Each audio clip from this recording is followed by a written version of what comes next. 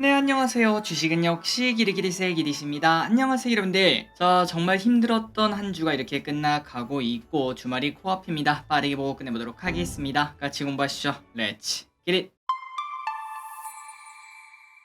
일단 좋은 소식을 보도록 하겠습니다. 신용 강등 리스크 해치웠나? 일단 어제 미국 증시는 보합권의 움직임 나타냈고 피치의 결정이 이상하다 이러한 의견이 많아지며 일단은 일단락되는 모습을 나타냈다고 합니다. 그리고 이 와중에 미국 신용 부도 스와프 CDS도 영향이 없는 것처럼 보이며 미국 국채 시장도 잠잠한 모습을 나타냈다고 하니까 이제 벌써 이틀이나 지나지 않았겠습니까? 지금 봤을 때 큰 움직임이 발생이 되지 않는다고 하네요. 그래서 이런 걸 봤을 때 다행이라고 볼 수 있고 오늘 저녁 미국까지만 확인하고 다음 주부터는 다시 또 원래대로 투자에 들어가도 될 것 같습니다. 이 와중에 좋은 소식도 하나 더 있네요. 워렌 버핏 국채 사러 갑니다. 워렌 버핏이 피치의 국가신용 등급 강등에도 미국 국채를 계속 사겠다 이렇게 밝혔습니다. 그래서 갑자기 이걸 보니까 오케이 뭐 증시에 별일 없겠다라는 생각이 조금 듭니다. 그리고 버핏은 사람들이 걱정하지 않아도 되는 것 중 하나는 바로 신용등급 강등이라며 이 정도로 낙관적인 이야기를 했으니까 여러분들도 걱정 덜으셔도 될 것 같습니다. 다음입니다. 하지만 이 와중에 증시는 뭔가 태풍이 지나간 것처럼 아수라장이 되어 있다고 합니다. 최근 들어 증시가 살짝 흔들리는 이 와중에 초전도체라는 노벨상급 이벤트가 나타나며 엄청난 수급이 쏠리는 모습을 나타냈습니다. 다만 이 와중에 오늘 관련주는 몇 개가 하한가를 가면서 급락하더니 장 중반에는 또다시 막 급등하더니 다시 또 하락하는 그런 모습을 나타내고 있는데 초전도체에 대한 의문이 퍼지면서 투자들의 심리가 지속적으로 바뀌고 있는 걸 확인할 수 있죠. 그런데 아직까지는 뭐 정해진 바는 없다고 하지만 그런데 의심을 하는 사람들이 더 많은 상황인 건 맞는 것 같습니다. 어쨌든 어떤 결과가 나올진 모르지만 그런데 주식 투자는 항상 신중해야 된다는 거 잊지 마시고 사실 우리가 만약에 이런 주식을 산다면은 막 몇 배씩 오르는 걸 기대하고 사지 않겠습니까? 그런 주식은 필시 반대로 떨어질 때도 생각보다 훨씬 더 많이 떨어지는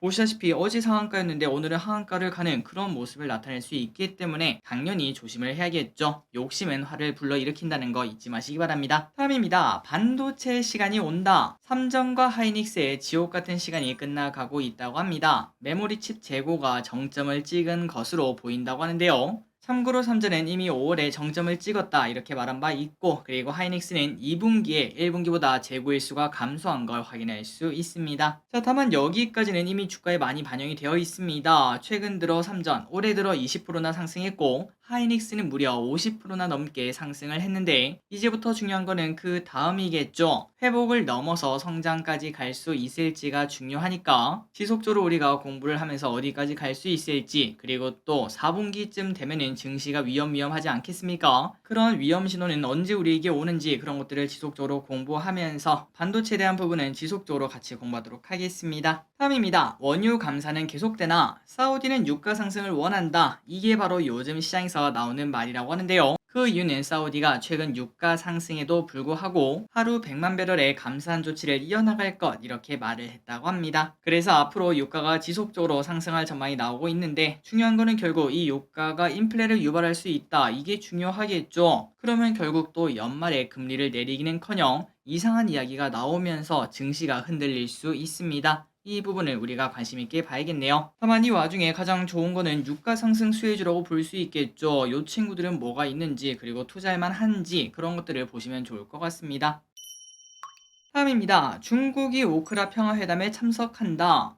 이게 무슨 일인가 봤더니 실제로 중국이 사우디에서 열리는 우크라 평화회담에 참여를 한다고 하는데요. 그나저나 이게 왜 관심을 불러일으키는가 봤더니 불과 2개월 전에 열렸을 때는 그때 중국이 참여하지 않았죠. 그런데 2개월 만에 다시 참여한다고 하니까 사람들의 관심이 쏠린다고 합니다. 그리고 이 와중에 당연히 러시아는 참여를 하지 않는다고 하고요. 자, 그렇기 때문에 이제 많은 사람들의 관심은 여기에 쏠리고 있죠. 이번 회의에서 중국이 도대체 뭐라고 하는가, 어떤 스탠스를 취하는가, 여기에 대해서 기대감과 동시에 관심이 쏠리고 있다고 합니다. 다음 소식입니다. 말라리아 경보 발령. 뭔가 이번 주가 특히 시끌시끌한 느낌입니다. 코로나 확진자도 늘고 있고 갑자기 진짜 안 좋은 일이죠. 칼부림 테러도 나타나고 있으며 이제는 말라리아 경보 발령까지 나왔다고 합니다. 자, 무슨 내용인가 봤더니 경기 파주에서 올해 첫 말라리아 원충이 확인이 되었다고 하며 그래서 전국에 말라리아 경보를 발령했다고 하네요. 특히 파주시는 말라리아 위험에 노출되지 않도록 주의를 하라고 합니다. 그런데 저 개인적으로 조금 충격이었습니다. 국내 말라리아 환자 수는 생각보다 많았습니다. 지난달까지 총 417명이 신고가 되었다고 하며 이는 작년 대비 2.2배나 증가했기 때문에 평소에도 몇백 명이 나왔지만 그런데 올해 조금 더 많이 나오는 걸 확인할 수 있습니다. 그리고 지역별로는 경기, 인천, 서울, 강원 순으로 나왔다고 하니까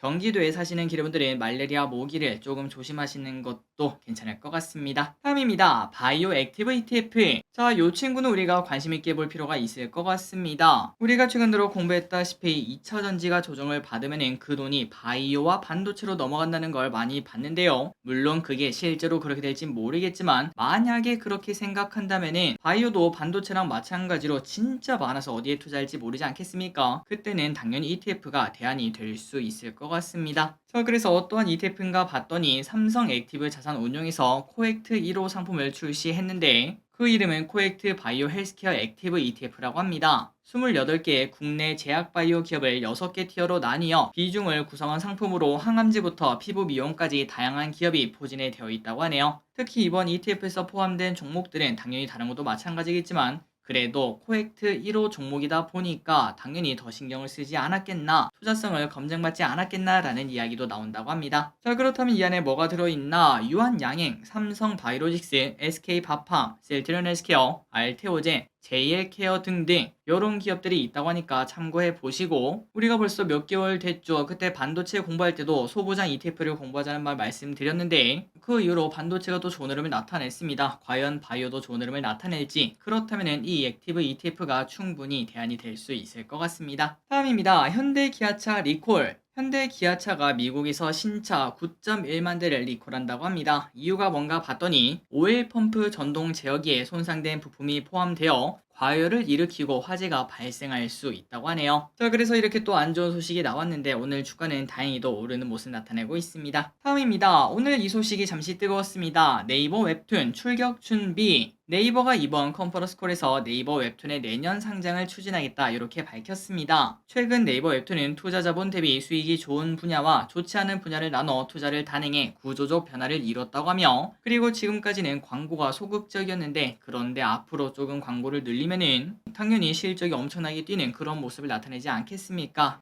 그래서 그걸 바탕으로 미국에서 상장을 할 예정이라고 합니다. 그래서 오늘 이러한 소식이 나오며 웹툰 관련주가 상승하는 모습을 나타냈고, 특히 Y랩이라는 기업, 얼마 전에 상장했던 그 친구죠. 그 친구가 좋은 흐름을 나타냈습니다. 다음입니다. 일본 K 화장품 유행. 일본에서 처음으로 한국 화장품이 프랑스 화장품을 제치고 수입액 기준 1위를 차지했다는 소식입니다. 일본의 경우에는 브랜드 충성도가 높아 지난 30년간 랑콤, 샤넬 등의 프랑스 브랜드가 1위 자리를 굳건히 지켜왔는데요. 그런데 최근 들어 K-팝 위상이 높아지며 젊은 세대 사이에서 아이돌이 쓰는 제품인데 가격도 저렴하다라는 이야기가 나오며 이렇게 좋은 평가를 받았다고 합니다. 그래서 이번에 처음으로 수입의 기준 프랑스를 제치고 1위를 차지했다고 합니다. 그런데 이제 또 비판적인 사람들은 이렇게 말할 수 있겠죠. 야, 그거 뭐 일회성 아니냐, 다시 또 내려가는 거 아니냐 라고도 볼 수 있겠지만, 그런데 이러한 현상은 일시적이지 않을 것으로 보인다고 합니다. 지난 10년간 한국 화장품의 일본 수출은 지속적으로 증가해 이미 6배나 성장한 바 있고, 그리고 지금은 이제 정착하는 단계이기 때문에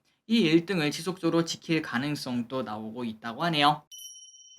다음입니다. 중국 배터리라고 싸구려 아니다. 사실 중국산 하면은 저렴하고 품질도 나쁘다라는 생각이 박혀 있는데요. 그래서 중국산 자동차 배터리에 대해서 솔직히 저 길이 또 인식이 좋지 않습니다. 그런데 과거에는 그럴 수 있었겠지만 지금은 또 아니라고 하네요. 그렇다 왜 그런가 봤더니 중국 전기차 BYD는 테슬라를 제치고 글로벌 1위 전기차 기업이 되었습니다. 그리고 CATL의 배터리를 사용하는 테슬라 모델 Y는 폭발적 관심을 모으기도 했다고 하네요. 그렇다면 불과 몇 년 전만 하더라도 중국산 안 써요 이런 얘기가 나왔는데 지금은 다들 중국산을 좋게 보는 이유가 뭔가 봤더니 기존 배터리의 높은 가격 부담 플러스 화재에 대한 우려 때문에 그렇다고 합니다. 그런데 그 와중에 중국이 주로 사용하는 LFP 배터리 이걸 보니까 외부 충격으로 인한 발화 가능성이 낮고 가격도 저렴하다 이런 얘기도 나오니까 많은 사람들이 이쪽으로 관심을 두고 있다는 거겠죠. 그리고 실제로 국내 배터리사들도 우리만의 기술을 지속적으로 발전시켜왔지만 그와 동시에 LFP에도 뛰어드는 걸 확인할 수 있다고 합니다. 그런데 결국 시간 문제겠죠. 우리나라가 LFP 이걸 만들기 시작하면 당연히 더 잘 만들 겁니다. 그리고 그때가 되면은 중국이 잘 나가는 올라가는 거 다 뺏어오는 그런 날이 꼭 왔으면 좋겠네요. 다음입니다. 카카오뱅크 26주 적금 대박. 카카오뱅크에서 처음 출시했던 26주 적금이 출시된 지 5년 만에 누적 계좌 2천만 자를 돌파했다고 합니다. 이 정도면 뭐 거의 두세 명당 한 명은 해봤다라는 의미가 될 수 있는데요. 그나저나 26주 적금이 뭔가 봤더니 매주 금액을 조금씩 늘려가며 26주간 적금을 하는 구조로 기본 금리는 연 3.5인데 26주간 적금 납입에 성공을 하면은 3.5%의 우대 금리를 더 준다고 합니다. 무려 7%나 준다는 소리죠.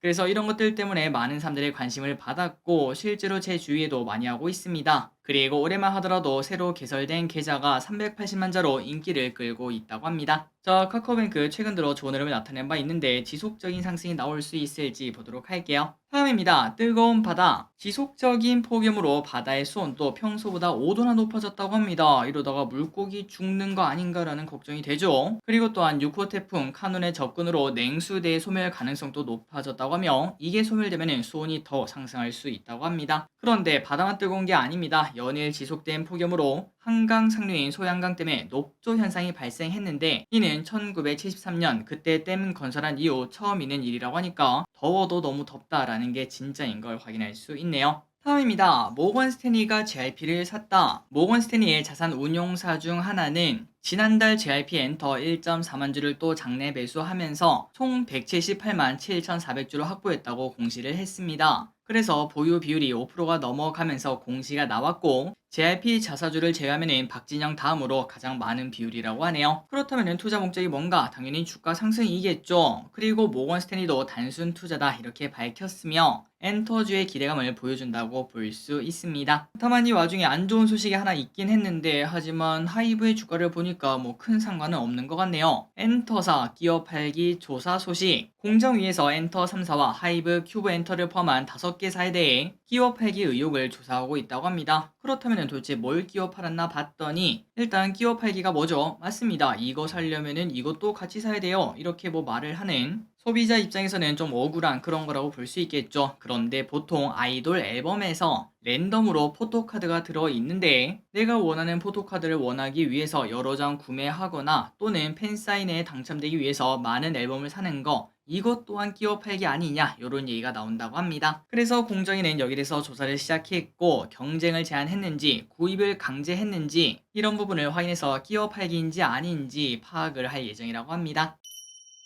다음입니다. 무량판 민간 아파트 293곳 전수조사 당연히 해야겠죠. 싹 다 검사해서 싹 다 탈탈 털어야 된다고 생각합니다. 안전을 담보로 사기치는 나쁜 놈들은 당연히 처벌을 받아야겠죠. 자, 참고로 무량판 민간 아파트는 293곳이 있다고 하며 다음 주부터 안전 점검을 진행한다고 합니다. 총 가구 수는 무려 25만 가구나 된다고 하네요. 자, 더 이상의 사건 사고가 없길 바라고 그리고 혹시나 오해하실까봐 말씀드리면은 무량판이 나쁜 게 아닙니다. 다만 무량판에서 철근을 빼고 만드는 순살 아파트가 나쁜 거라는 거 이 부분은 참고하시면 될 것 같네요. 다음입니다. 블루 아카이브 잘 나가는 중. 중국에 진출했던 넥슨 게임즈의 블루 아카이브 중국 어플 마켓에서 1위를 차지했다고 합니다. 그래서 증권가에서는 블루 아카이브가 중국 출시 이후 1년간 일평균 11억에서 14억대 매출을 올릴 것으로 기대를 한다고 하는데 그런데 오늘 주가는 첫날 매출이 예상보다 적다는 소식에 급락하는 걸 확인할 수 있었습니다. 자, 다만 이 와중에 증권가에서는 지금 당장 팔지 말고 한 일주일은 보자 이렇게 말을 했는데요. 그 근거가 뭔가 봤더니 과거에 일본에 진출했을 때도 첫날 매출이 가장 낮았고 그리고 다음날부터 계단식으로 상승했다며 일주일째 피크를 찍은 바 있다고 합니다. 그래서 조금은 더 지켜보자 이렇게 말을 했다고 하네요. 그리고 이와 동시에 투자 의견 매수 목표가 3.5만원을 제시했는데 지금보다 주가가 뭐 거의 2배 가까이 올라야 됩니다. 과연 넥슨 게임즈 중국에서 성공해서 돌아올 수 있을지 한번 지켜보면 좋을 것 같습니다. 아마 주말 정도 지나면은 중국에서 순위가 몇 등인지 그런 것들이 나오면서 어느 정도 윤곽이 나오겠죠. 마지막입니다. 정치 관련주가 시작되나 이거는 정치 이야기가 아니니까 그냥 쓱 넘어가도록 할게요. 기름들 절대 싸우지 마시고 댓글에 정치 이야기 나오면 바로 차단하도록 하겠습니다. 자, 보수 대권주자 선호가 나왔다는 소식에 오늘 오파스넷 그리고 부방이라는 기업이 좋았습니다. 그래서 어떤 관련주인가 봤더니 한동훈 법무부 장관이 좋은 평가를 받아서 그 관련주가 좋은 흐름을 나타냈다고 하네요. 참고로 기름들 내년에 또 선거가 있죠. 그러다 보니까 이제 슬슬 이쪽 관련주가 들썩들썩 할 가능성이 나오고 있습니다. 그렇기 때문에 혹시나 여기에 관심이 있다면 참고만 하시면 되고 다만 항상 알고 계시죠? 여기에 투자한다는 거는 사실 실체가 없이 단순 도박성인 이유로 주가가 오르고 내리고 하루아침에 올린 걸 다 토해내도 어디 가서 하소연할 이유도 할 것도 없는 곳이 테마주라는 걸 잊지 마시기 바랍니다. 욕심은 화를 불러일으킨다는 거 잊지 마시기 바래요. 자, 오늘의 공부 여기까지 끝났습니다. 항상 이렇게 같이 공부해서 진심으로 감사합니다. 지금까지 길이셨습니다. 빠이요.